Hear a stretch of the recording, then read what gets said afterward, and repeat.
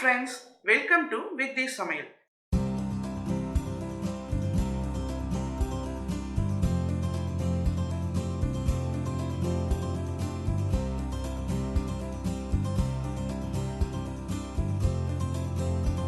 Hello friends, welcome to Vidhi Samayal.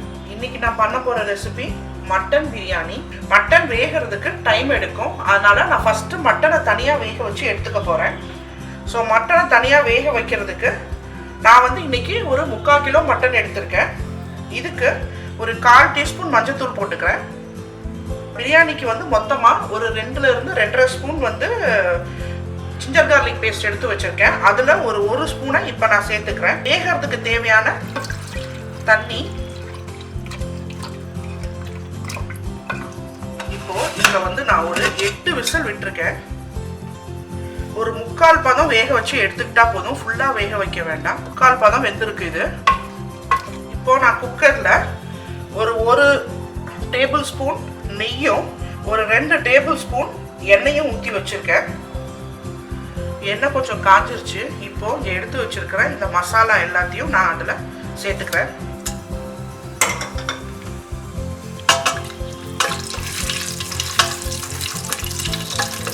அதுக்கப்புறம் நான் ஒரு 4 வெங்காயம் கட் பண்ணி ஸ்லைஸ் பண்ணி வச்சுருக்கேன். நான் அதை இதில் சேர்த்துக்கிறேன்.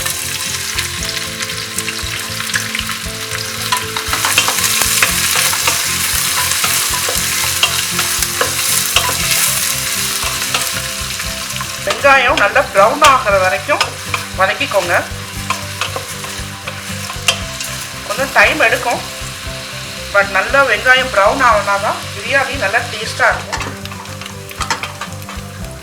நான் இதில் ஒரு 5 இருந்து 7 நிமிஷம் வரைக்கும் வதக்கியிருக்கேன். இந்த மாதிரி ஆயிருக்கு. இப்போது இதில் மீதி இருக்கிற மட்டனில் ஏற்கனவே 1 ஸ்பூன் போட்டு வேக வச்சுருக்கேன். இங்கே ஒரு 1.5 ஸ்பூன் போட்டுக்கிறேன்.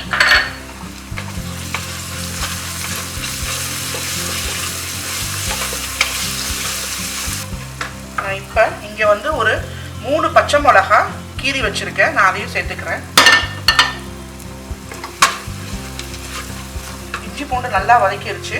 இதில் ஒரு 3 தக்காளி பழம் நான் கட் பண்ணி வச்சுருக்கேன். நான் அதையும் சேர்த்துக்கிறேன்.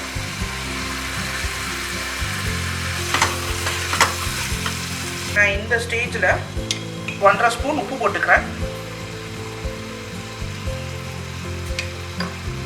நீங்கள் உப்பு உங்கள் டேஸ்ட்டுக்கு தகுந்தப்ப சேர்த்துக்கோங்க. தக்காளியும் நல்லா வதங்கணும்.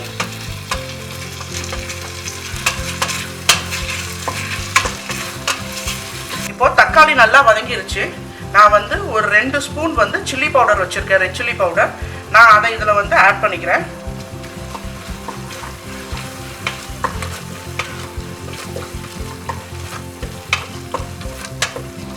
உங்களுக்கு காரம் கம்மியாக வேணும்னா காரம் நீங்கள் கம்மியாக போட்டு சேர்த்துக்கலாம். ஓகே, நான் ஒரு ஸ்பூனுக்கு நான் மல்லித்தூள் வச்சுருக்கேன். நான் அதை ஆட் பண்ணிக்கிறேன். நான் மல்லித்தூள் ரொம்ப சேர்க்கல. மஞ்சத்தூள் ஏற்கனவே மட்டனில் சேர்த்துட்டதுனால நான் இங்கே சேர்க்கல. மட்டன்லேயும் கம்மியாக சேருங்க, இல்லைன்னா பிரியாணி மஞ்சள் கலரில் இருக்கும். இப்போது நான் இதில் ஒரு 2 ஸ்பூன் தயிர் சேர்த்துக்கிறேன்.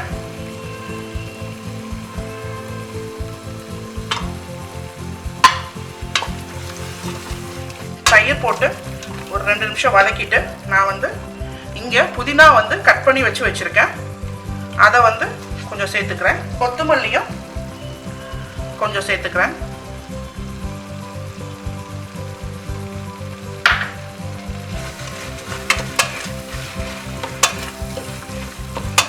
இங்கே இப்போ இதுக்கு தண்ணி நான் பாஸ்மதி ரைஸ் ஒரு 20 நிமிஷம் நல்லா கழுவிட்டு ஒரு 20 நிமிஷம் நான் ஊற வச்சுருக்கேன். இப்போ 1 கப் பாஸ்மதி ரைஸுக்கு 1 கப் தண்ணி தான் நான் ஊற்ற போகிறேன். இப்போ மட்டன் வேக வச்ச தண்ணியே இங்கே இருக்குது. நான் அதையும் சேர்த்தே மெஷர் பண்ணிக்கிறேன். இந்த அழகால 3 போட்டேன், அதனால நான் 3 தண்ணி ஊற்றிருக்கேன். நான் வேக வச்ச மட்டனையும் இதில் சேர்த்துக்கிறேன்.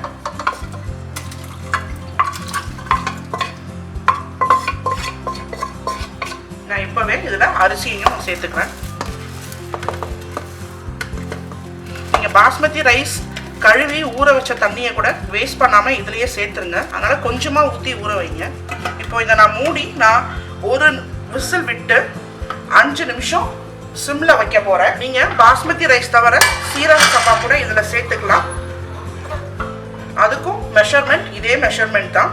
ஒரு விசில் விட்டு ஒரு 5 நிமிஷம் நான் சிம்ல வச்சு வந்து அடுப்பை ஆஃப் பண்ணி வச்சிருக்கேன். ப்ரெஷரும் இப்போ ரிலீஸ் ஆயிடுச்சு.